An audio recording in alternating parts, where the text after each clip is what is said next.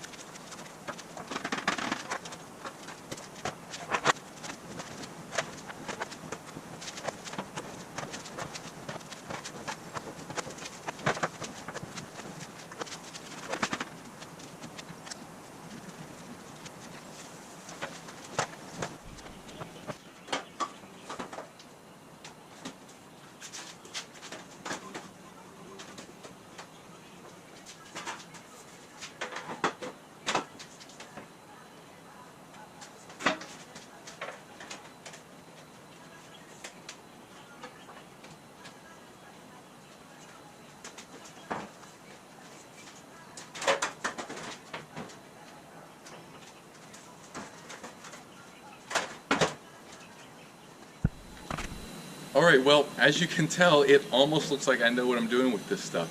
Like I said, this is my first time ever working with aluminum sheet metal like this, so I really had no idea how this whole process was going to go, and I didn't know if it was going to turn out well at all. But so far, it's been coming along very nicely. Most of the work is still in actually fitting these panels and welding them together, and then mounting them to a subframe. But as you can see, they've been roughing out very fast actually. This is all in about 3 days of work or so. And I think that part of the reason that this has been going so fast here at the beginning is because the only compound curve I've done so far is in this section right here, right above the steering wheel. As you can see, this is kind of has a slight bend this way as well as here. Everything else is just a single direction curve. And that's why you saw I had the rubber band around the English wheel. What that does is it only bends the metal perpendicular to the direction you're wheeling it. And that's helpful for things like the hood because I don't want that to have any arch to it. I just want it to nicely wrap around that wooden buck right there.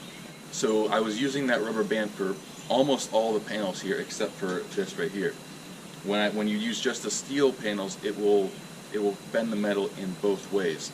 What you do is you start in the middle and then you work out from there. You saw I drew some rectangles on here, so that's what I was using as reference to kind of guide me as I was wheeling it along. I'd start in the smallest rectangle, then wheel the next biggest and the next biggest, and just work my way out. And what that does is it stretches the metal in the middle more than the outside, and it causes it to kind of bow out in the middle, and that's how you get those compound curves. I'm probably not going to rough out the whole body like this before mounting it down. I think what I'm going to do is I'm going to get this front section mostly fitted together, and then I'll mount this down to a subframe. I'll build a steel frame underneath these panels to actually mount this to.